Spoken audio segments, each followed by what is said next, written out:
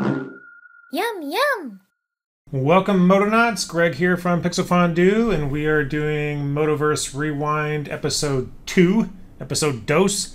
Episode 1 went over pretty well, I thought, and people seem to dig it, so I'll do these every couple of weeks. As long as there's something worth talking about, I'll do another rewind.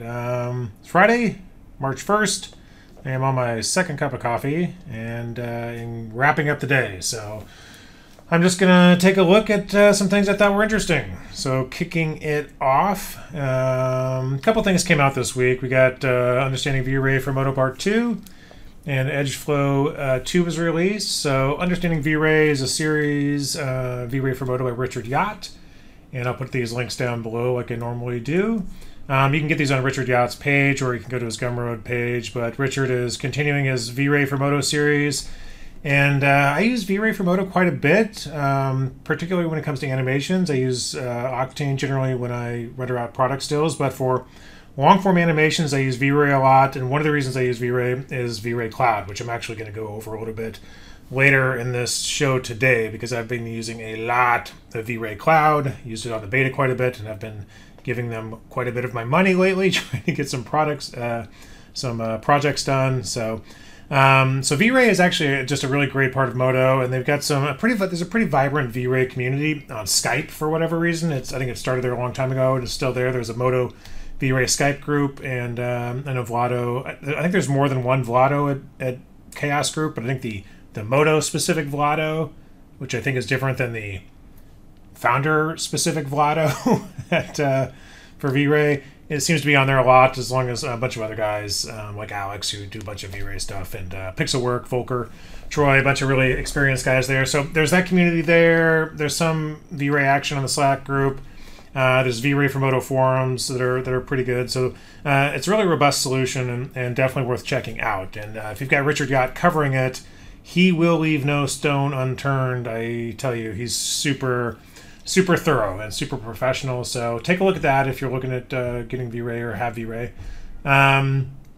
So Mario Baldi did release EdgeFlow 2.0. That's on Gumroad. Looks like it's 14 euros. 14 euros. So I've got the original one, which was just a tool. So you activate it like normal tool and click and drag, and does a fantastic job of evening out your edge spans. But what he did for 2.0 was make it into a mesh operation. He also, I think, improved some other things. But the big thing is it's a mesh operation, and which is great. And he also did some on-screen tool handles for the mesh operation. Whereas a part of Moto that I think really needs to evolve is the interface with the mesh operations and how you interact with them. Sort of jumping up and down mesh operations and adjusting parameters is a little clunky in Moto right now. It's better in Maya, and I don't use Houdini. I'm guessing they have a nicer way of doing it, but you really need an interplay of on-screen controls along with going to the properties channels over on the right-hand side. And so he implemented some on-screen controls for EdgeFlow, and I think he said that was a pretty good learning experience for him. So I expect to see more of that and more of these sort of mesh operation plugins coming out. I'm like 2 minutes in, and my voice is going, so I still need more coffee. Okay, so yeah, EdgeFlow 2.0, I'm going to be picking this up, and I think everybody should pick this up. 14 bucks or 14 euros, whatever a euro is worth nowadays. Grab it, support him, and we'll see more of this stuff come out. Moto 12.2 V2 is out. There's a thread on the forums, just a maintenance update. It's some bug fixes. I think there's a PDF here that Mike had put out with the so just some bug fixes.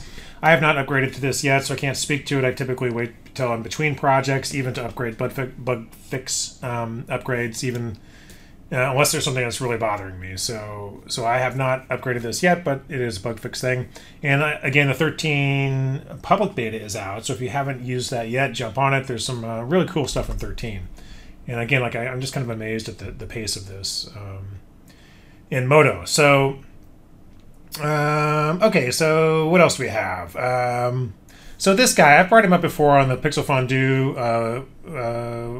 I usually put his stuff up on the Facebook's page. Taz, this is Taz, a Japanese user, And he always does some really cool stuff. Like you got this thing going on right here, which I replicated in Moto, and maybe I'll put up a tutorial for it. I'll show you that really quick. But that's just a transform, fall off, and a soft lag deformer, which I'm sure soft lag is just one of those things which you kind of forget exists until somebody like Taz does something really cool like this. And it's just a really simple setup. Here I've just sort of replicated. Let me hit play.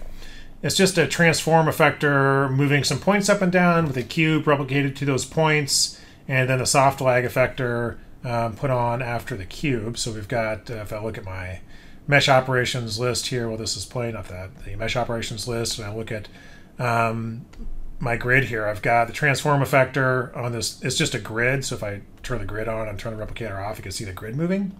And by the way, did you know that gradient inputs work in advanced OpenGL now? So you get GL views. This is just gradient with shading set to Y height, which is pretty cool. I didn't realize those worked in OpenGL and in the advanced viewport, but it's a nice looking viewport. And they just have a little more, well, probably a lot more work to do. I know everybody's talking about the Blender EV one, which is cool. And great, but man, advanced viewport can look so awesome sometimes, like the anti-aliasing on here and everything. It looks great. Just needs a little more work. Well, a lot more work, but man, it can look really good sometimes. Anyway, so if I turn off soft lag, let me just stop the animation and play it again. You'll see this is just, moving this up like that. Did I turn off soft lag? I thought I turned off soft lag. Soft lag, disable. Should that eyeball work? I think it should. Bug it. So no soft lag, right? That's just a transform effector with a fall off, the spherical radial fall off here, and then of course all these cubes are just replicated to it. But then you throw on soft lag, and it has this parameter here, and ironically the strength aspect of it. Let me just kind of go back here. Actually, let me hide the replicator, turn the grid back on. The higher the strength, the less, basically, the more rigid it is. It's sort of counterintuitive. It's another one of those Moto tools that just, again, maybe needs a better tooltip or something. If I hold here, missing, no tooltip. So strength, the higher the strength, the less sort of secondary animation you get, but the lower strength at 5%, the more you're going to get. And it just sort of continues that motion until it comes to a rest in sort of an oscillating pattern. And then you get this kind of cool effect that Taz had created. And again, just a really clever, cool way of doing it than just adding a gradient shader on the shader tree. This is all it is, this gradient right here. And that's it. That's just on Y for the gradient input. And anyway, pretty cool. So I saw that, and I put a link to Taz's little blog below, and you just follow that. He's got all kinds of cool stuff on there, and I would definitely keep an eye on that. So there's that. Going back to my list there, again, like he just has tons of stuff here. There's another Moto user named Dino who does a lot of beta testing, and he does stuff like this. Like every couple of days, he's got some really cool like this, but he doesn't really explain how he does it. And he there's just probably hundreds of them now because he does them. He's been doing it for years. They're all just these little experiments, but they're all kind of like little mysteries. I really wish Dino, if you watch this, please put them up somewhere with little LXOs so people can dig into it, because there's all kinds of stuff like this that Moto does that people just don't really associate with Moto, and it would be really helpful, I think, to get more stuff out there for people who want to play around with this kind of animation because it's a lot of fun. Okay, so we talked a little bit about, okay, we're going to talk about Russian Moto users, because there's like some insanely talented Russian Moto users out there, and I've been thinking about Russian 3D users because this game is out. Metro Exodus is out now. I will be getting this. I've been trying to finish up some work before I get this because it's going to suck me in. I've also got some 2080 Ti's, which I'll be throwing at this with RTX on, and maybe I'll do a little video and some screenshots or something just for the people who are interested in to see how it looks. I love the Metro series and really looking forward to this. I saw some cool art on ArtStation. Some of the artists who use, this was not made in Moto, by the way. I think it was made in Maya. But just, I love Metro, and I love how, I think they actually built all these weapons in real life, or some of them at least, to, confirm that they work. Sort of these spare part crossbows and other stuff, these cool mechanical weapons they have in the Metro series. If you play Metro, you know what I'm talking about. It's the closest thing out there to Half-Life 3 that you're ever going to get. So get into Metro if you haven't yet. And that just a really dedicated team, and really looking forward to Exodus. But anyway, so Russian Moto users. No, we'll get to Aleksandr in a second. Let's go to SergeAFur. So Sergey Tyapkin. He's got a number of things. He's got a procedural building pack and a UV seams kit. I think I put these on the top picks or I've at least put them on Facebook. And I'm more likely to put things on Facebook than Twitter, just because honestly I forgot my Twitter password. I haven't put it back on this computer yet.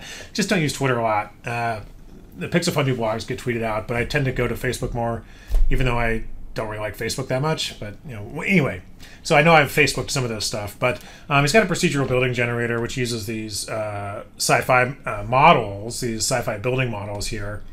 I actually bought this pack. It's only $5, which is crazy to me, because these models, I've got some here in Moto, are insane, and you get like 20 or 25 of them, or no, 30 of them I think, for $5, which is crazy. So here's that gradient again. Here, I just discovered this, so now I'm screwing around with it. But this is just a gradient set to incidence angle and advanced viewport, which is like, cool, man. I didn't know that worked. But yeah, he's got a ton of models here. I just loaded a few up into Moto, but look at this. You get like 30 of these for $5. It's pretty amazing. And the quality is great. Let me just fire up Octane here just to render out a still. So yeah, so it's pretty cool. I believe they have UVs as well. One thing I'd really like to see is, so he ships these not as LXOs, but OBJs and FBX files, so people who don't use Moto could buy them if they want. And you should totally buy this. I mean, it's $5. This coffee, okay, I like Phil's coffee, but this is like $3.50. $5 for 30 models. Tell me you're not gonna like play around with these for a little bit and do something cool with them. Anyway, anybody out there, Emmanuel or William or Mario, who wants to write a little script that will scan a directory and convert FBX files and OBJ files to really nice Moto mesh presets with a nice thumbnail, I think a lot of people would buy it. I would buy it. $5, whatever, $10, because I collect kit bash stuff like crazy. Something's there for $5 or $7, I buy it. And it'd be cool just to have them as Moto mesh presets, not import OBJs and things like that. So please, somebody write a little script. Although I think you can drag multiple layers, multiple items at once into like a Moto asset directory. It'll create them, but you still have to load them all up and drag them all in. I just like to hit a button and point it to a directory. Anyway, there's that. But yeah, a bunch of these models, really cool models here, and I would totally go buy this. And he's got this other aspect to it, which is sort of a replicator system. Yeah, so he's got a couple of things here. The procedural building generator is essentially there's 10 videos it comes with. I think he goes through and demonstrates how to kit bash this stuff up with replicator systems and do some cool stuff. And he's got some really cool looking images here that he's, there's some videos, I guess, cool looking stuff. Anyway, so that's Sergey's stuff. The other guy that everybody seems to know about, that I haven't really talked a lot about here yet, is Aleksandr Shmakov, and he does some of the this is his Patreon page, and he'll do some of the most, probably not some of the most, probably the most complex assemblies outside of the stuff Rich Hurry does, I would think, for Moto. And they're just all really cool effects-based things, and you can join his Patreon, which I think is only $5 a month. So $60 a year, and you get the scenes and everything. And his video explanations, his videos, I've watched a few, are really good. I don't think he speaks English, but or maybe he does. But videos, he tends to put up a lot of text, so he probably does speak English, or at least can get it up there. But a lot of text and a lot of just slow workflow progressions with the mouse. You could just watch them and sort of understand how he does it. So I'm going to buy some of this stuff and incorporate it into probably the next MODOVerse Rewind. But he's got a lot of cool stuff here on his Patreon page, but he also does have a Gumroad page. I actually had a hard time finding it because I guess that's his name, and I don't speak Russian or write Russian, but I'm guessing that's Aleksandr in Russian. But that doesn't come up if you type Aleksandr. I had to Google this and click around a little bit and find like a thread on the Foundry forums to get here. But these are all like $10 or €8 or whatever, 12 euros, and they're all really inexpensive. And I'm guessing not only can you do some cool effects with these, a lot of these work where you'll just plug in new geometry to his effects assembly, and it'll do the effect on whatever model you want to put in there, or a disintegration or whatever. And but it also, I'm guessing, will help you really understand how some of these assemblies work and how procedural effects and modeling in Moto works, and using the schematic and things like that. So that's SergeA's stuff, and again, I'm going to revisit this stuff in another week, and once I buy some stuff, and I'll go through some of the stuff on the Moto screen. But I thought that stuff was really cool. And what else we got? So, well, I mentioned Rich Hurry, so I'm going to go back to Rich. So Rich has a whole bunch of videos he's been doing, putting them up on Pixel Fondue. This is a lip rig, and we've got a brow rig. We've got I think there's a chin, maybe, or a corners of the mouths. I mean, he's sort of building up his face procedurally, bit by bit. Eventually pull all these things together into an entire face rig. And it's pretty amazing watching. This is a guy who was at Pixar, I think, for 14 or 15 years, and to see how much work goes into these facial rigs, and we're not even talking the whole body. I mean, just these lips right here is a more complex rig than I've ever done for an entire character. And he's really concise now. He goes through everything, and these are all just sort of teasers to his new rigging master course, which will eventually be coming out here. I don't think he's put a date out yet, but he's got 4 or 5 of these videos up already, and you can see how this is working, and they're really just pretty fascinating. And I hope I know a lot of people are taking an interest in this, and I hope this will also push the founder developers to increase the throughput and performance of Moto to handle more complex rigs like this, because Moto's got these fantastic tools that are in here with fall-offs and out-of-order deformations or out-of-order operations, and now mesh operations they can put in the same stack as the deformations, and weight containers, and all available in the schematic. It's a really really robust rigging system that a lot of people who use programs like Maya and Houdini admire what the Moto developers have done. And it's worth watching if you're not interested in rigging lips, just to see how a real industry expert like Rich approaches a project and breaks things down. Anyway, so these are up on Pixel Fondue, and keep an eye on his work, and eventually he'll come out with the full training. What else? Okay, so speaking of small projects or projects by the Moto community, there was a discussion in the forums about the old Dara collection that Adam O'Hearn had done, and Slick, the lighting plugin or kit that Yazan had made. And Adam and Yazan have moved on to other things, which happens all the time. Eventually everybody moves on to something else, unless you literally are animating and die at your desk. You eventually move on to something else. Adam went on to Apple, I believe, and Yazan has a new company that he's been spending a lot of all his time with, and then some. And so the Dara plugins are now open source under the MIT license. I get a lot of emails at Pixel Fondue asking about those all those plugins and kits. I think for whatever reason they're associated with Pixel Fondue. They have nothing to do with Pixel Fondue. Pixel Fondue doesn't distribute them, or we didn't program them. We didn't ever sell them.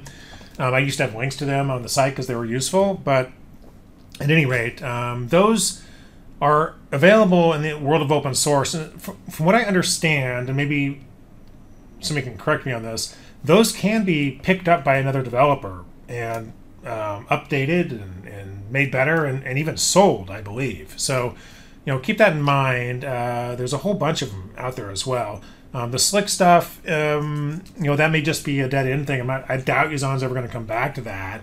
And I think Tim Anderson and some other guys were discussing this on the Moto forums, and I believe Tim, I think it was Tim, made a point that you got to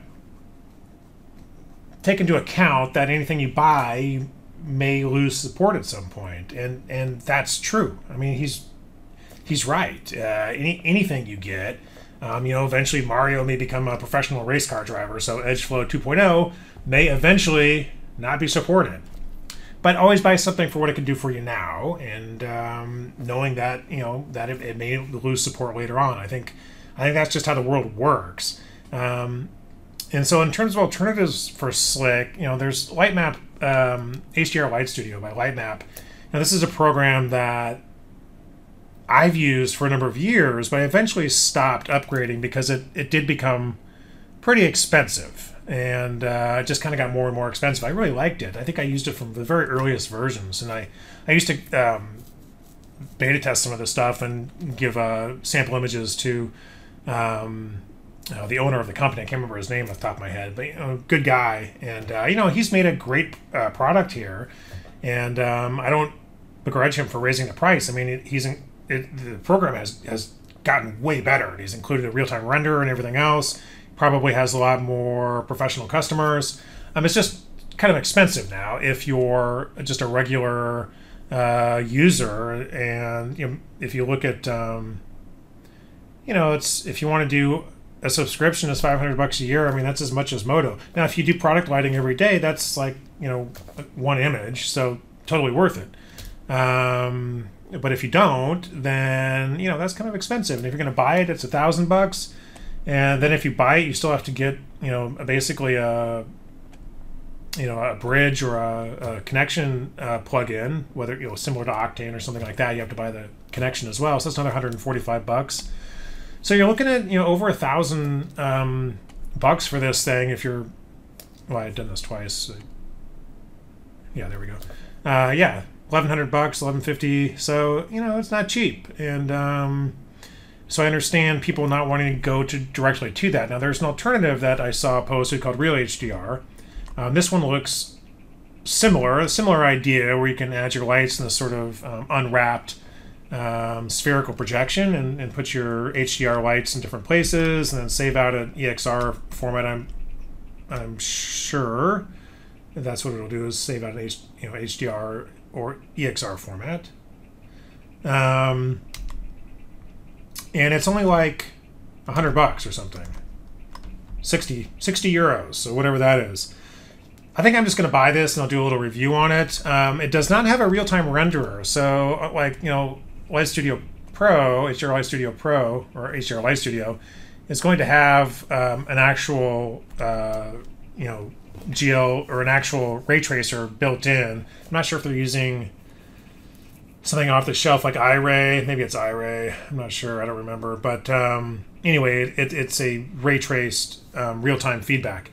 But it didn't used to have that. I'm telling you, like when I used to use it, I'd make my changes in the unwrapped spherical view there, and, you know, like this, and then I just saved the image and Alt tab over to Moto, and it would ask me if I want to reload the image. I'd say yes, and it would update. Okay.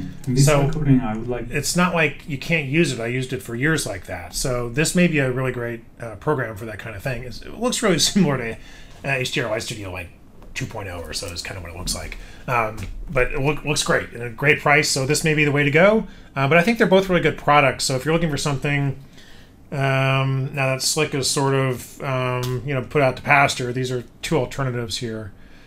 Yeah. So what else do we have? A couple other non-Moto related things came out this week. Gaia, this cool new landscaping program, is now available. It's I think it comes in a couple different flavors, like an indie version that's cheaper, like $100, and all the way up to a professional version, which is like maybe $250 or so. It looks really great, and some of the tools look really great. But James Darknell gave it a spin. Maybe he downloaded the demo or something like that and mentioned had some really cool tools, but didn't.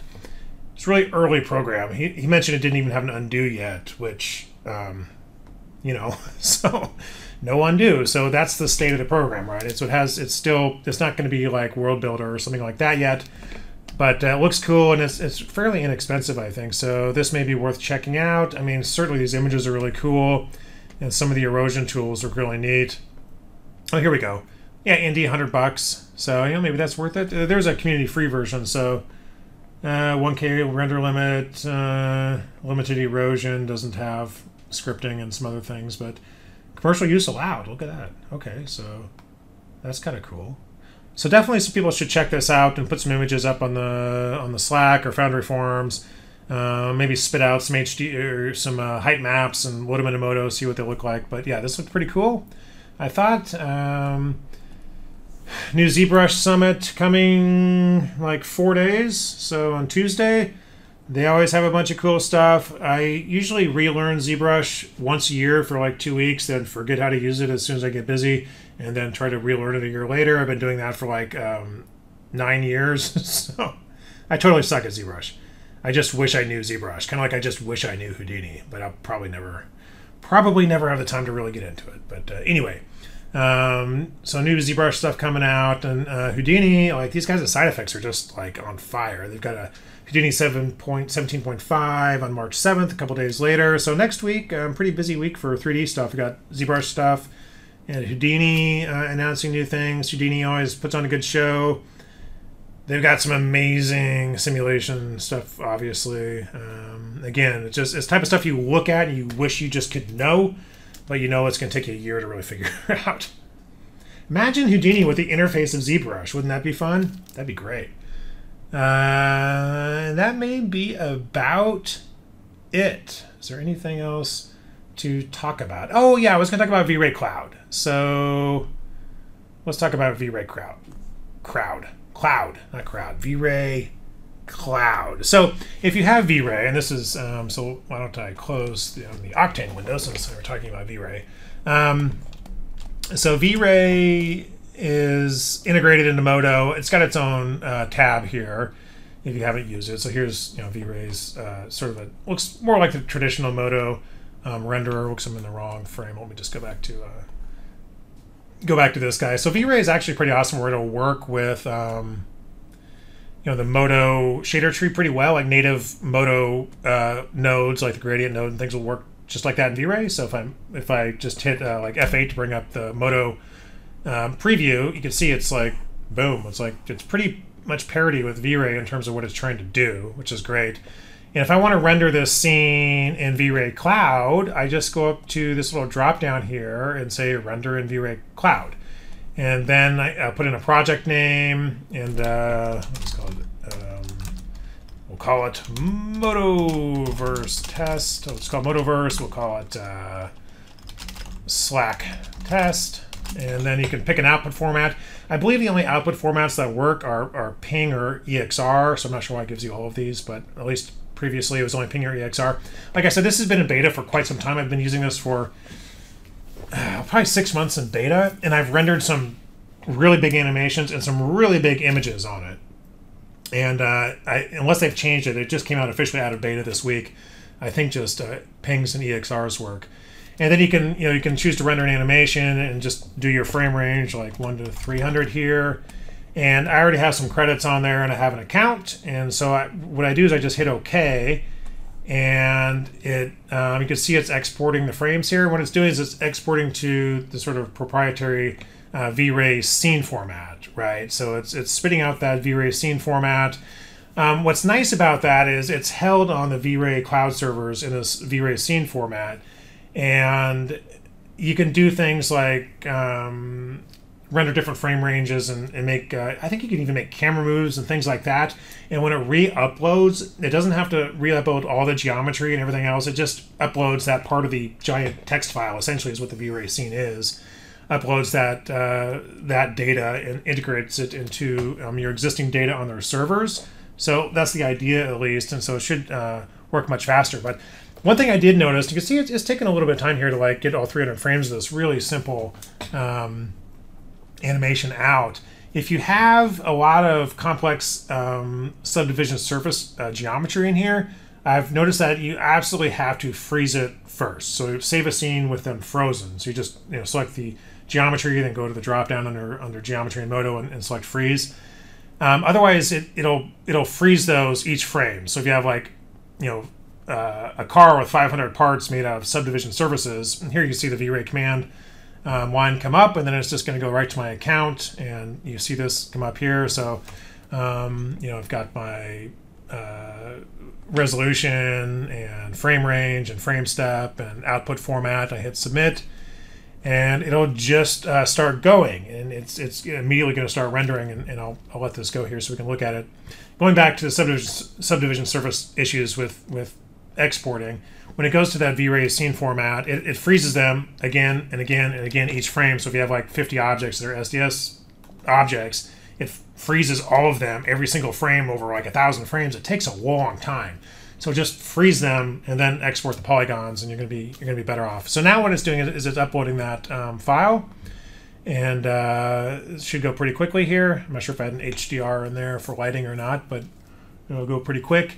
And then it'll just kick in its rendering, which is actually a pretty nice UI. So I would say it's sort of like a Rebus Farm, which I use a lot and recommend. I think it's great, so I can view my job here now. And so this is a bit of it's more polished looking than Rebus. Rebus has a few other features and supports more renderers and things like that, and is a great alternative. But this definitely gives me a sort of a 2.0 feel in terms of the interface.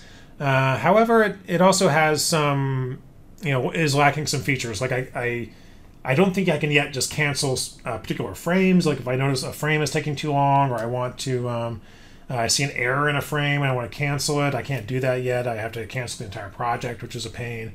And then I'm not sure if I could download the files, but I know, I had some back and forth with them, and I think they're working on that. And so these are all going out to their servers right now. You can view like your projects. Like I have a number of different projects here. I can see like, here's a project I rendered the other day. You can view your frames as little thumbnails here, or you can view them as sort of bigger ones. And so you can make sure things are, looking good and not, any errors, or, if any of this stuff is wrong, I could cancel the rendering and not spend the money. So here I am back on the MODOVerse project. You can see like it's just kind of ripping right through these. You've got an overall status over here. You have the amount of money you're spending over here. So I've spent about 87 cents so far. 87 cents? That's like 1/4 of a Phil's small coffee right there. Yeah, so I'll let this go, then we'll take a look at it in a second. And there's a couple different ways to download, which I'll show. Another way I use the Chaos Group's new VRay Cloud Render is to render out really, really big images that are sliced up into smaller frame sections, and in the cloud will render out each little section, then you can bring it all together in one image. And I used Alex's little program for that, which you can buy, which is let me go to it on here. I have it here on Top Picks. Let me see if I can remember the name of it.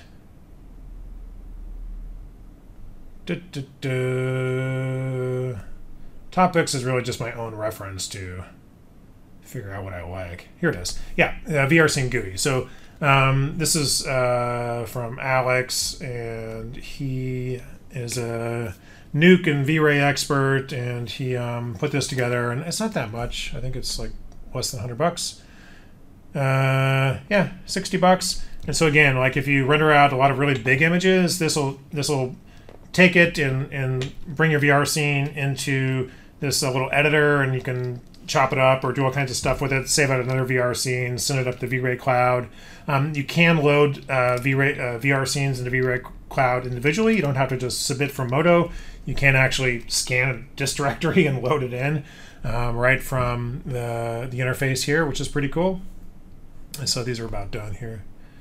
And yeah, so that's a VRay Cloud. And let's take a look at what this looks like as soon as it's done. I'm going to fast forward time real quick. Okay, so it's done rendering, status complete, and it gives me a little notification here. Yes, thank you, VR Chaos, it is done. So that cost me $6 and took like 5 minutes. So I probably had my settings a little bit high. That there is a VRay does have a maximum, so I go to under render here. It does have like a maximum render time here. I think I had 15 seconds, so 0.25 minutes. You could turn that down or up depending on whatever you want to do with the progressive rendering. And I just use straight up progressive rendering on this. So you do have some control over how long you want it to render, and you can do some test frames and kind of figure out the optimal frame. Because at the end of the day, cloud rendering, oops, let me just scooch this over so we can see what's all on here. At the end of the day, cloud rendering is still kind of expensive, right? And if I were to rank rendering solutions, I would say local GPU rendering right now is your best solution. So even if you buy the highest end cards, like a couple of 2080 Ti's, you spend $2,500 on cards. Stuff in VRay and Octane render almost instantaneously. It is unbelievable how fast that stuff renders. And over the course of a year, if you do a lot of rendering, and especially a lot of animations, those will absolutely pay for themselves. And when the 3080s come out, you can sell the 2080s for half as much as you bought them for, which is what I do all the time. I just sold 1080s Ti's, and people buy them just off of Craigslist or whatever. And that's a really good way to go. You know, this costs like $6 to render this little test here, but I spend thousands of dollars on VRay Cloud and Rebus Farm for large projects that are too much for even my fast GPUs on various computers to handle. So it's great that it's there, because otherwise I'd have to tell my clients, yeah, it'll be done in 2 weeks, when I'm rendering out 5 minutes of HD animation, which is what I had to do with this meeting I had earlier today. So it's great that it's there, but it's still pretty expensive. You're going to spend a lot more over the course of a year if you just do cloud rendering than you would with CPU or GPU, but it is super fast, and you don't get that money back. You're not going to go, you know, you can sell GPUs, you can't really sell, you can't, you know, once you spend your money in the cloud, it's gone. And this is $1 a credit. I have not done any analysis on how that equates to Rebus. I'm guessing that both Rebus and VRay Chaos are going to be competing with each other, and I've probably leveled those out a bit. I'm just guessing, but somebody else may want to take a look into that. Rebus will render VRay for Moto scenes as well, by the way, which is cool. CPU rendering is the dead fucking last. It's just I have a really fast Threadripper in this system, and it's just like watching paint dry. It's crazy, and it's not like I'm gonna pull out my Threadripper and sell it to somebody after the new one comes out. I mean, I could, I guess. Some people might buy it, but I don't think I'm gonna, like, you know, have to buy a new motherboard, have to buy a new heatsink, or you know, water system. It's just, you know, it's not like popping in video cards. I think CPU rendering just is kind of sucky now. VRay Cloud, Chaos is saying will accept GPUs eventually, hopefully soon. I know they're, you know, going to be pushing VRay next, which please be coming to Moto soon. So they will have online cloud-based GPU rendering. They don't yet, so this is all CPU-based. I'm guessing this number will come down a lot, and this number will come down a lot once we're doing GPU. I mean, maybe they'll price GPU higher, but man, it's just so much faster. So much faster. That's about it. Maybe I'll, the download. So when you download, you have a couple options. You can either say download from the browser, and it'll take all those files and it'll put them in a zip and download it, which can be nice. But if something happens to the download along the way, or you started the download and you go home for the night and you come back and there was an error, you lost all your frames. The better way to do it is hit copy, and then you just bring up your command line here. And this is what the VRay client app over here, if you see this client app. This is a command-based app or program, but you just copy that into the command window. Just Control-V it, and it's going to start downloading it, and it'll download them a frame at a time. I've also noticed VRay will spit out a lot of frames. This is turning into a whole VRay Cloud review. I'm sorry, I don't know why. This was not intended, but you're going to get the ping files that are specified. If I had denoising checked, I'm also going to get a whole sequence of denoised ping files in addition to the non-denoised files, which is nice, but you just doubled your download. It also gives you JPEGs, just, I guess, so you could easily preview them. So you get those. That's 3 sequences. And if you have any post-processing effects on, like bloom or glare, it gives you those as well. I use that quite a bit. So that could be, you know, 4 times the number of frames for one render, and so it could take a while to download if you have all of those going on. I don't see any option to not do those. Maybe that's just something they're going to build in, or maybe you just get them all no matter what. But okay, so this is downloading, and I'll just wrap it up by showing the finished animation. And here's the final animation in After Effects. Just spent $6 on that. What was I thinking? Yum, yum!